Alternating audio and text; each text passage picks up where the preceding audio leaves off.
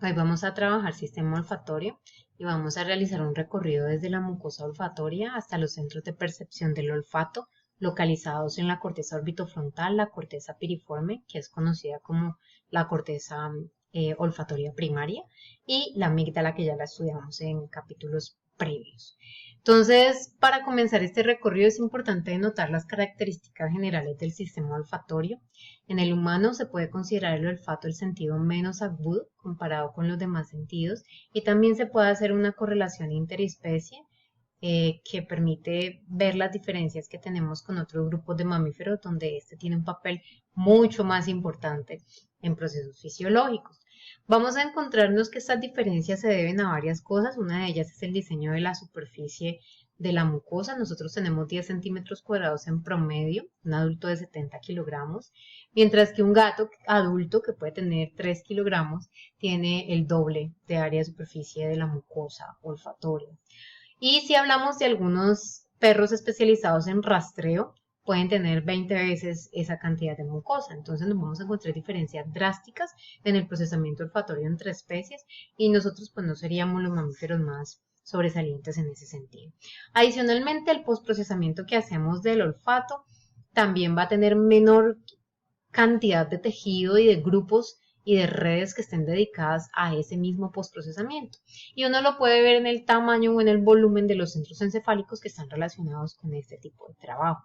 Si uno mira el cerebro de una rata, por ejemplo, en la diapositiva, podemos observar que el bulbo olfatorio ocupa gran parte del encéfalo de la misma, mientras que el bulbo olfatorio en el encéfalo del Homo sapiens pues ocupa una parte mínima en su representación de forma comparada con el encéfalo.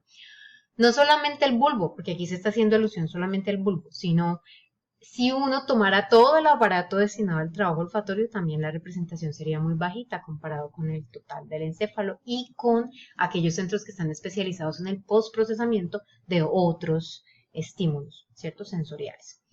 Es muy importante notar que la familia de genes que codifica para los receptores olfatorios es la familia de genes únicos más grande del genoma humano, y da lugar o tiene o posee o incluye alrededor de 400 genes que codifican para este tipo de receptores. Estos genes pues están asociados a alrededor de unos 500 genes adicionales que en este momento pues son pseudogenes porque ya no generan productos funcionalmente activos, para un total de alrededor de 900 genes con estas características de los genes que están en la familia de receptores para odorantes. En otras especies el número de genes puede ser mayor o puede ser parecido, pero hay mayor número de genes funcionales. Entonces, por ejemplo, los ratones pueden tener alrededor de 1200 genes, pero la mayoría de esos genes son genes que codifican efectivamente para receptores. Vamos a tener también esas diferencias en cuanto a la expresión. Adicionalmente, el humano, con el proceso del envejecimiento, va sufriendo unos cambios drásticos en la física de la mucosa, en las características locales, el desgaste, la exposición a irritantes, el uso que nosotros hacemos de sustancias pues que generan irritación de la mucosa, va generando procesos de desgaste con el envejecimiento, y la disminución del recambio que se hace a nivel local de las células en la mucosa, porque en la mucosa hay células que tienen capacidad de regeneración y que van perdiendo esa capacidad a medida que los años pasan. Entonces nosotros nos vamos volviendo hipósmicos en forma general, y uno puede ver cifras de estudios donde se muestran que una persona entre los 20 y los 40 años puede distinguir entre el 50 y el 75% de los odorantes que hay en el medio, mientras que una persona entre los 50 y los 70 años puede distinguir entre el 25 y el 45% de los odorantes que hay en el medio. Y eso son cifras drásticas, ¿cierto?, de disminución. Bueno, también puede haber una anosmia congénita que sea por el diseño de receptores. Entonces, si usted no codifica para un receptor particular, no va a tener la posibilidad de detectar un odorante que haya en el ambiente de forma específica. Y se pueden hacer evaluaciones para detectar los odorantes más comunes en una persona y mirar pues cuáles son sus características de olfacción. Eso por un lado. Y también pueden haber anosmias secundarias a eventos pasajeros o definitivos que sean o estén relacionados con lesión. Entonces ahí es donde uno ve las infecciones o los fenómenos irritativos, las alergias, y todo lo que tiene que ver con lesiones definitivas, como es el caso del trauma craneoencefálico, que al producir movimientos de aceleración y desaceleración puede generar los efectos de latigazo y la ruptura de las fibras que pasan por la lámina cribosa del etmoides, las fibras del nervio olfatorio. Entonces, ese es un tipo de lesión que es común y que puede generar pérdida también de la función olfatoria, que va a ser determinante para algún tipo de actividad, sobre todo para la alimentación, en la cual el olfato tiene gran impacto. En relación con las características de los odorantes, ha sido difícil clasificarlos como estímulos, como se hace en otros sistemas. Entonces nosotros hemos visto pues cómo yo podía clasificar de cierta manera los estímulos luminosos dependiendo del tipo de receptor sobre el cual actuaran y crear unas familias, unos rangos de forma específica. O uno puede tener una representación cortical tonotópica, en el caso de los sonidos, por ejemplo, lo hemos visto distribuido por frecuencias. Aquí va a ser bastante difícil, no se cree que haya unas representaciones específicas corticales y tampoco se ha logrado hacer una clasificación de acuerdo a las calidades de los odorantes que sea fidedigna y que se puedan reproducir. ¿Por qué? Porque los odorantes presentan muchas variaciones en la forma de ser percibidos. Y eso depende de varias cosas. Una muy importante tiene que ver con la concentración de la sustancia. Entonces las sustancias o los odorantes se van a percibir a diferente concentración. No todos se perciben a la misma. Hay unos que requieren mayor número de partes por millón, como el etanol, por ejemplo, para ser sensados, y hay otros que son fáciles de reconocer con concentraciones muy pequeñas, como el del limoneno que está presente en los cítricos. Entonces van a haber diferencias grandes según los tipos de odorantes. Además, nosotros vamos a tener que pueden ser percibidos de forma diferente según sus características químicas. Eso sucede con el estereoisomerismo. Entonces, como se ve en la diapositiva, es diferente como se percibe la forma de esta molécula, ¿cierto? El dextrógeno, a cómo se percibe el levógiro. Unos se parecen mucho más a las semillas del pan de centeno, a la alcarabea, y otro huele mucho más como la hierbabuena. Entonces, solamente con un cambio estructural ya vamos a tener diferencias en la forma como son percibidas las sustancias. También la concentración puede hacer que la cualidad que estemos percibiendo del olor cambie. Y eso se puede ver como ejemplo en este sector, donde se observa que una misma molécula, como la molécula indol, si está a bajas concentraciones puede ser percibida en un tono floral, y si está a concentraciones altas se puede percibir como un odorante pútrido. Entonces van a haber muchas variaciones. Quizás la manera más sencilla y la que más se usa hasta el momento para la clasificación de los odorantes es aquella que se basa en sus cualidades estéticas o conductuales. Entonces sus cualidades estéticas tienen que ver con si es agradable o desagradable, y sus cualidades conductuales tienen que ver con si es irritante o atractivo, ¿cierto? Entonces aquí vamos a tener un resumen de esa y cómo sería de la única forma que uno podría ver centros encefálicos diferentes que se activan frente a cada una de esas cualidades. Lo otro que es importante considerar en relación con el olfato es que él va a generar respuestas fisiológicas específicas. Entonces es un mecanismo muy primario que nos va a servir para distinguir si una comida está descompuesta o no, y para generar mecanismos de aversión frente a esa comida, como los instintos, los reflejos nauseosos, ¿cierto? Y el vómito. O al contrario, prepararnos fisiológicamente para la alimentación y generar entonces fenómenos como la salivación, que son de preparación para la digestión. Es importante considerar esas respuestas fisiológicas que ya las estudiamos, sobre todo en relación con hipotálamo, y que pueden tener o ser mediadas por los sistemas parasimpático y simpático. También vamos a considerar que hay otras respuestas bastante más complejas que pueden tener también que ver con el hipotálamo, como la sincronización de ciclos menstruales o el reconocimiento que hacen los lactantes de sus madres, y que tienen que ver con los estímulos olfatorios u odorantes. Asimismo, los fenómenos que estudiamos en hipotálamo de atracción sexual, que tienen mucho que ver con odorantes sexuales que nosotros ya sabemos que no son las feromonas porque no las producimos y porque no tenemos órganos vomeronasales para sensarlas, ¿verdad? Eso también lo vimos. Vamos a pasar entonces al estudio de lo que es el epitelio olfatorio y cuáles son sus integrantes. En relación con eso podemos encontrarnos con este contexto. Me voy a quitar de aquí, hagámonos por aquí, eso. Y podemos observar entonces cuáles son los componentes de ese epitelio. Allí nos vamos a encontrar con 3 tipos de células principales. Las células que están en un color morado más claro, que son las células sustentaculares, que como su nombre lo indica, son células de sostén en el tejido.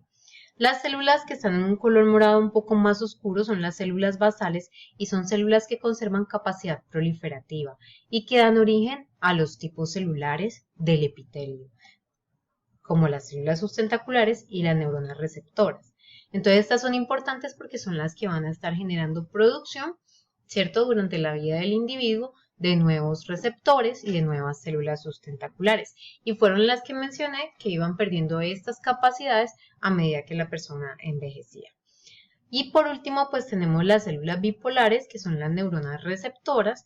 Como su nombre lo indica, pues ellas van a tener una morfología bipolar según el número de procesos, con una extensión que va a estar hacia la parte abierta del tejido, hacia el ápice, y donde se van a localizar los cilios que se desprenden de este sector, que no son cilios microtubulares, sino formados por filamentos de actina, son parecidos a los estereocilios, y donde están localizados los receptores, ¿cierto?, moleculares para los odorantes, para las sustancias odoríferas.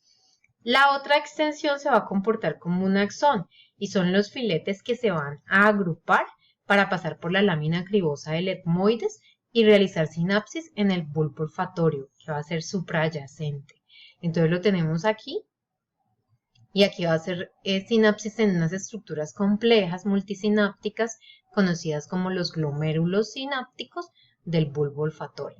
Sobre las dendritas principalmente de unas células llamadas células mitrales, que son las células de proyección más importantes del bulbo olfatorio que van a constituir luego las cintillas o cuyos axones van a constituir las cintillas olfatorias. Esta sería la primera parte entonces de la cadena olfatoria. Debemos tener en cuenta que aquí también vamos a encontrar las glándulas de Bowman, por ejemplo, aquí se ven en esta gráfica, y que van a secretar el moco, ¿cierto? Las proteínas que hacen parte de la capa mucosa con un papel fundamental de protección sobre el tejido. Y eso va a ser importantísimo. Está claro que cuando también hay una exagerada producción de moco, se puede interrumpir la cubierta externa de los cilios e impedir que haya recepción olfatoria, que es lo que nos pasa cuando tenemos alergias o cuando tenemos infecciones, ¿cierto?, a ese nivel. Y es muy común que se incremente la producción de moco, generando transitoriamente ese efecto pues, de cubierta sobre los cilios. Vamos a mirar entonces los receptores que están localizados sobre los cilios para que entendamos cómo se da el proceso de transducción olfatoria. Estos receptores son receptores acoplados a proteínas G con 7 hélices transmembrana, como los que hemos venido estudiando en otras cascadas moleculares. Tienen una especificidad alta para la sustancia odorífera y ellos van a tener una proteína G heterotrimérica conectada en su interior. Cuando la sustancia odorífera se vincula al receptor, este sufre un cambio conformacional que induce la separación de la subunidad alfa. Esta proteína G recibe el nombre de proteína G olfatoria o proteína G-olf porque va a ser específica en su diseño molecular para el sistema olfatorio. La subunidad alfa se separa, unidad GTP en su conformación activa y genera la activación entonces del efector. El efector en esta cascada molecular es la enilato ciclasa tipo 3, que va a ser específica también del sistema olfatorio. Y se va a incrementar entonces la producción de AMP cíclico intracelular, que va a funcionar como un segundo mensajero, generando varios cambios. Uno de los más importantes y el más representativo para que se lleve a cabo la transducción olfatoria es la activación de canales abiertos por ligando interno, en este caso el nucleótido cíclico, y son canales para cationes como el calcio y el sodio que van a generar fenómenos despolarizantes en esta célula. Y ese fenómeno despolarizante pues va a generar finalmente la salida del neurotransmisor que es glutamato y que va a evidenciarse a nivel de los glomérulos, esa salida, ¿cierto?, del neurotransmisor, para generar una activación de las células mitrales que están localizadas a nivel del bulbo. Por otro lado, esa entrada de calcio pues va a inducir unos cambios que van a tener que ver con los fenómenos de recuperación celular, que ya veremos. Pero podemos ver que inicialmente el calcio va a funcionar como un ligando interno que se va a unir a canales de cloro. En este caso el gradiente de cloro está invertido y tenemos mayor concentración de cloro intracelularmente. De tal manera que si uno tiene una apertura de un canal de cloro, el cloro sale a favor de su gradiente y eso refuerza el fenómeno despolarizante. Para que se lleve a cabo el fenómeno de despolarización vamos a tener dos eventos subsecuentes. El primero va a ser la apertura de los canales para calcio y para sodio, y el segundo va a ser la apertura secundaria y el incremento de la concentración de calcio de aquellos canales que permiten el paso del cloro y la salida de cloro desde el interior celular, lo cual va a reforzar la acción despolarizante. Una vez se genera este fenómeno de transducción olfatoria, que es hasta ahí, ¿sí? Vamos a tener unos fenómenos subsecuentes que van a ser importantes para que el sistema quede listo para la percepción de nuevos odorantes. Entonces nos vamos a encontrar inicialmente con un intercambiador de sodio-calcio que comienza a incorporar sodio y a sacar calcio, y con esto va a generar el fenómeno de repolarización. Y esa va a ser la primera parte, ¿cierto? A través de la cual vamos a comenzar a disminuir la actividad de transducción. Sin embargo, hay otros dos elementos que son bastante importantes en este sentido. Uno que está relacionado con la recuperación de la célula, y esa recuperación tiene que ver con la acción del calcio como un segundo mensajero. El calcio, al incrementarse en su concentración, genera la activación de la calciocalmodulina quinasa 2. Y esta quinasa tiene la capacidad de actuar sobre diferentes blancos modulando su actividad funcional. De tal manera que uno de los blancos de esta quinasa van a ser las fosfodiesterasas, que son enzimas que son capaces de desciclar nucleótidos cíclicos, en este caso AMP cíclico, y así disminuir las concentraciones de AMP cíclico intracelular. Cuando esto sucede, entonces el AMP cíclico deja de funcionar como un ligando interno porque está bajando su concentración en los canales de calcio y sodio, y el calcio y sodio comienzan a disminuir su entrada hasta que desaparece. Esta es una manera de hacer recuperación, ¿cierto?, de la señalización. Y por último está el fenómeno de adaptación olfatoria.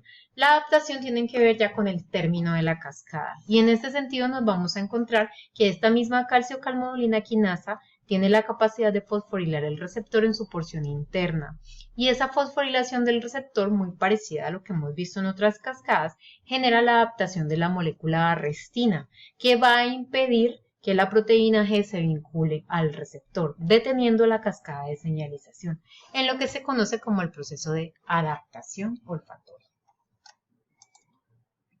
Bueno, por otro lado, una vez tenemos ese proceso de despolarización y el potencial, vemos cómo ese potencial que se transfiere a través del axón, ¿cierto?, de la célula receptora bipolar, va a generar una actividad eléctrica a nivel de los glomérulos. Aquí vemos pues la lámina criosa simplificada, sobresimplificada, los glomérulos que están ampliados porque vamos a entrar a ver en detalle el bulbo y su organización, el bulbo olfatorio.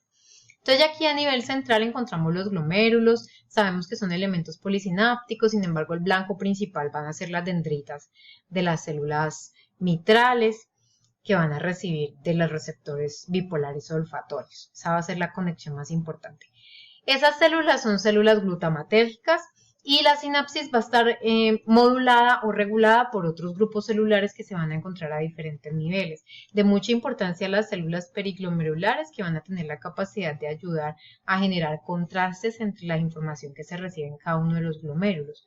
Los glomérulos son centros especializados que, aunque no han sido detalladamente estudiados en humanos, se ha visto en otras especies como roedores que tienen unos arreglos matemáticos muy precisos y convergentes, de tal manera que alrededor, por ejemplo, en un modelo murino de 25.000 entradas que llegan de células bipolares van a ser conectadas por 25, ¿cierto?, dendritas específicas de células mitrales, con una convergencia de 1000 a 1.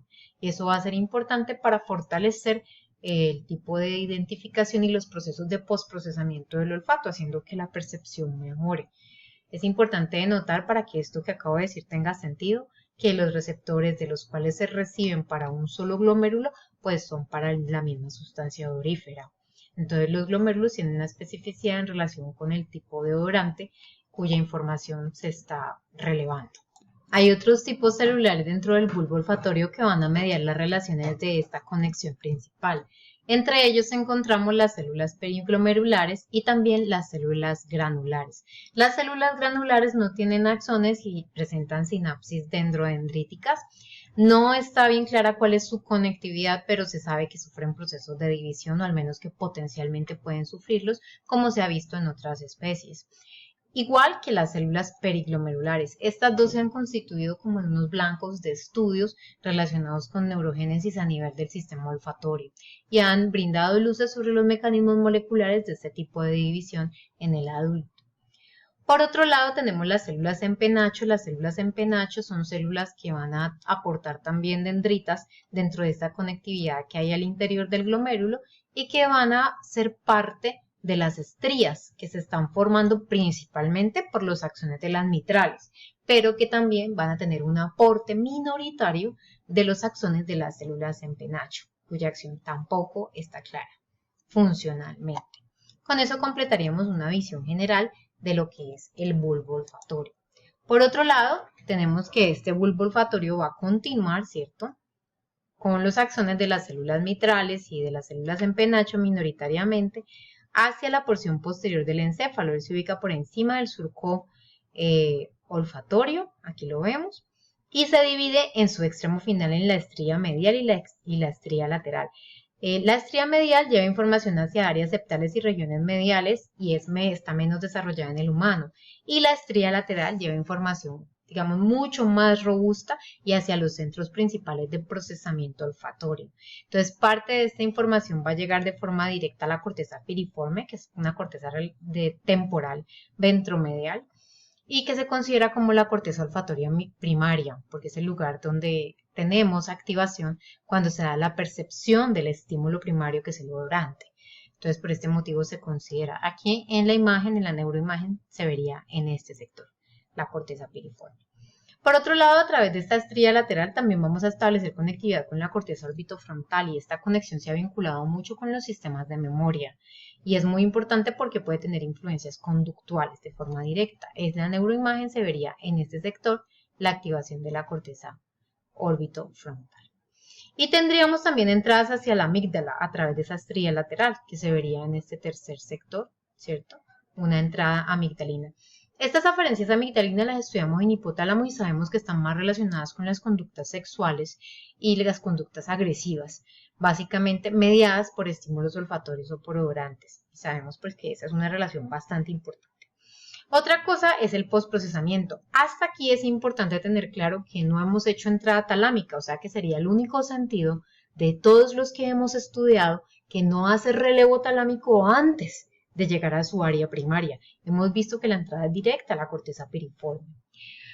Sin embargo, sí se puede hacer conexión con el tálamo en el postprocesamiento, lo cual generaría influencia sobre otros sistemas corticales con total naturalidad. Entonces vemos cómo conexiones posteriores pueden ir al tálamo, pueden estar relacionadas con el hipocampo, ¿cierto? Aquí se observa en la gráfica, tálamo, el hipocampo y con la misma corteza orbitofrontal. Entonces vamos a tener sectores a los cuales vamos a poder llegar de forma posterior para influir sobre otras tareas, principalmente todo lo que son los sistemas de memoria, aprendizaje, consolidación de la misma y lo que tiene que ver con las respuestas fisiológicas que explicamos en las cuales intervienen los estímulos olfatorios o los llamados odorantes. Y con esto pues terminamos nuestro recorrido por el sistema olfatorio.